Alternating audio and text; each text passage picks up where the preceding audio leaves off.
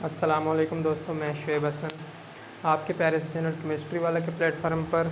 तो आज हम एक टॉपिक डिस्कस करने जा रहे हैं जिसका नाम है huge misconception about Newton second law of motion. तो Newton second law of motion तो सबने पढ़ा हुआ है, लेकिन एक छोटी सी जो मिसकंसेप्शन रह जाती है वो कई कंसेप्ट को गलत कर देती है अगर वो पता ना हो। वो न्यूटन लॉ के बारे में आज हम डिस्कस करेंगे कि न्यूटन लॉ में वो क्या चीज़ है जो हर किसी को पता नहीं होती। पता होती है लेकिन कोई अगर किसी ने डिटेल में नहीं पढ़ा तो उसे पता नहीं होगी। तो हम शुरू करते हैं कि न्यूटन लॉ, पहले तो न्यूटन सेकंड लॉ है क्या। न्यूटन सेकंड लॉ सिंपल ये है कि अगर किसी भी बॉडी पे और उसका मास एम है, किसी की बॉडी का मास एम है, अगर उस पर फोर्स एफ लगाते हैं तो उसमें क्या होगा, एक्सेलरेशन प्रोड्यूस होगा और उसका फार्मूला क्या होगा फोर्स का, F is equal to M A. ये सिंपली क्या है हमारे पास Newton second law of motion है। ठीक है, Newton second law of motion definition और फार्मूला तो हमें सबको पता है।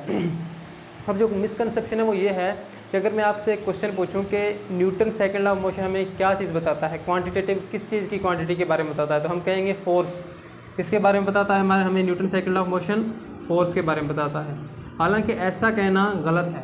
ऐसा कहना क्या है, गलत है कि Newton second law of motion हमें किसके बारे में बताता है, फोर्स के बारे में बताता है। वो इस वजह से कि जो Newton second law of motion है हमें फोर्स के बारे में नहीं बताता बल्कि नेट फोर्स के बारे में बताता है। कौन सी फोर्स के बारे में बताता है, नेट फोर्स के बारे में।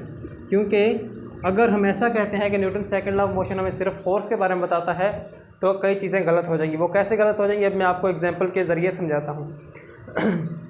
मिसाल के तौर पर हम, ये बोर्ड है, इस पर हम क्या करते हैं, यहाँ दीवार है, बिल्कुल सॉलिड दीवार है, उस पर हम फोर्स लगा रहे हैं। तो फोर्स लगाएंगे तो दीवार पर अगर इंसान फोर्स लगाता है पक्की दीवार पर तो उसमें एक्सेलरेशन तो प्रोड्यूस नहीं होगा। एक्सेलरेशन प्रोड्यूस नहीं हो रहा है, इसका मतलब क्या है कि हम फोर्स भी लगा रहे हैं, एक्सेलरेशन कोई भी प्रोड्यूस नहीं हो रहा, तो इसका मतलब न्यूटन लॉ गलत हो गया। न्यूटन लॉ ने क्या कहा था, न्यूटन सेकंड लॉ ने, अगर हम फोर्स लगाएंगे तो एक्सेलरेशन प्रोड्यूस होना चाहिए, लेकिन हम तो दीवार पर फोर्स लगा भी रहे हैं लेकिन एक्सेलरेशन प्रोड्यूस नहीं हो रहा, तो इसका मतलब न्यूटन सेकंड लॉ गलत हो गया। लेकिन ऐसा नहीं है। अगर हम इस कंसेप्ट को इस तरह देखें कि Newton second law of motion में फोर्स के बारे में बताता है तो फिर गलत है। क्योंकि देखो, दीवार पे फोर्स लगा रहे हैं, फोर्स भी लगा रहे हैं, मैंने अगर देखा जाए फिजिकली हम फोर्स लगा रहे हैं, लेकिन फार्मूले के मुताबिक देखो, एक ही जगह में मैं क्या रखूँगा, जीरो पुट करूँगा, तो फार्मूले के मुताबिक फोर्स क्या आ जाएगी, जीरो। इस तरह तो ये गलत हो गया। हालांकि फोर्स लगा भी रहे हैं पर एक्सेलरेशन प्रोड्यूस नहीं हो रहा। एक ये पॉइंट कि न्यूटन लॉ गलत हो रहा है इस जगह पे, और दूसरा ये कि फोर्स भी जीरो आ रही है फार्मूले के मुताबिक, लेकिन फार्मूले के मुताबिक तो फोर्स जीरो नहीं आनी चाहिए क्योंकि न्यूटन लॉ है, कोई थ्योरी तो नहीं है, यहाँ कोई हाइपोथेसिस तो है नहीं। तो अब क्या करते हैं, हम इस कंसेप्ट से देखते हैं कि नेट फोर्स, अगर हम इस फोर्स को देखेंगे नेट फोर्स की तरह देखें तो फिर ये कंसेप्ट सही है। वो कैसे सही है, देखें। जब हम दीवार पे फोर्स लगा रहे हैं तो दीवार हम पे उतनी ही अपोजिट डायरेक्शन में according to Newton's third law of motion force लगा रही है। इसका मतलब जो एफ नेट होगी इस केस में वो क्या हो जाएगी, ज़ीरो हो जाएगी, क्योंकि जितनी फोर्स हम लगा रहे हैं उतनी हम पे दीवार लगा रही है। देखें, फिजिकली भी हम प्रूफ कर सकते हैं कि नेट फोर्स जीरो, और फार्मूले के ज़रिए भी प्रूफ कर सकते हैं। देखें, अगर हम देखें F net is equal to M A लिखें तो एफ नेट, क्योंकि फोर एक्सेलरेशन तो प्रोड्यूस नहीं हो रहा, तो m इंटू ज़ीरो पुट करूँगा तो एफ नेट कितना आ जाएगा, ज़ीरो आ जाएगा। इस तरह प्रूफ हो गया कि जो ये फार्मूला दिया है न्यूटन ने, ये formula f is equal to M A, ये यहाँ पे फोर्स, इसको फोर्स कहना गलत है बल्कि एफ नेट कहना सही है, यानी ये क्या है, नेट फोर्स है। आपको एग्जांपल समझ में आई होगी।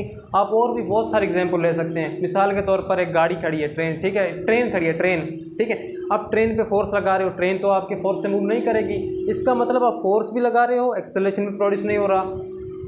तो न्यूटन ने क्या करा था, फोर्स लगाने से एक्सेलरेशन प्रोड्यूस होगा, तो इसका मतलब न्यूटन लॉ गलत हो गया। लेकिन ऐसा गलत नहीं हुआ। जब आप फोर्स लगा रहे हो तो ट्रेन वापस आप पे भी उतनी फोर्स लगा रही है, तो इसका मतलब नेट फोर्स जीरो हो गई। तो according to Newton second law of motion, if net force is zero then no acceleration will be produced and if net force is there then acceleration will be there। सही है। तो इसका मतलब f, ये जो फार्मूला है ये f net का फार्मूला है, ये किसका फार्मूला है, f नेट का है, ना कि ये f का है। तो ये है एक मिसकंसेप्शन जो बंदे को कंफ्यूज करती है। तो उम्मीद है आपको कुछ समझ में आ गया होगा। Thank you.